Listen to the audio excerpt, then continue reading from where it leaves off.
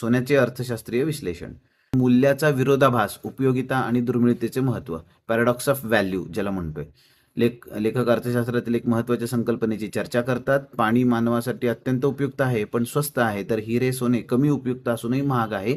याला marginal utility, सीमांत उपयोगिता आणि दुर्मिळता कारणीभूत असते. सोन्याचे दर वाढीमागील प्रमुख कारणे काय बघा. सोन्याचे दर वाढीचे प्रमुख कारणे भूराजकीय तणाव, रशिया युक्रेन युद्ध आणि जागतिक अनिश्चिततेमुळे लोक सुरक्षित गुंतवणूक म्हणून सोन्याकडे वळले आहेत.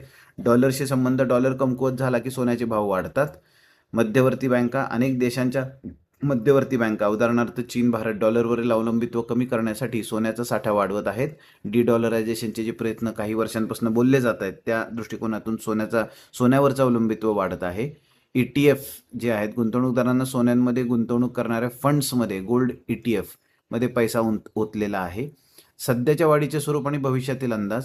सध्याची वाढ स्पेक्युलेशन, सट्टा आणि भविष्यातील भीतीमुळे आहे. अमेरिकेची अर्थव्यवस्था स्थिर झाल्यास सोन्याचे भाव स्थिर होऊ शकतात किंवा खाली येऊ शकतात. सोन्याचे सुरक्षित गुंतवणूक म्हणून महत्त्व आणि परकीय चलन साठ्याचे असलेले स्थान बघा.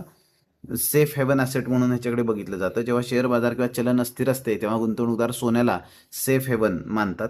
फॉरेक्स रिझर्व्ह, भारताच्या परकीय चलन साठ्यातही सोन्याचा समावेश असतो. आपल्याला माहिती आहे आपला जे परकीय चलन साठा आहे त्याच्यामध्ये 4 घटक असतात. एक आहे सोनं, दुसरं आहे करन्सी आणि करन्सी असेट्स, तिसरं म्हणजे SDR स्पेशल ड्रॉईंग राईट्स, आणि चौथं जे आहे ते रिझर्व्ह ट्रेंच पोझिशन ज्याला आपण म्हणतो. IMFच्या संदर्भातली ही संकल्पना आहे, आपल्याला माहीत असली पाहिजे. तर या दृष्टिकोनातून सोन्याचं महत्त्व इथं नमूद केलेलं आहे.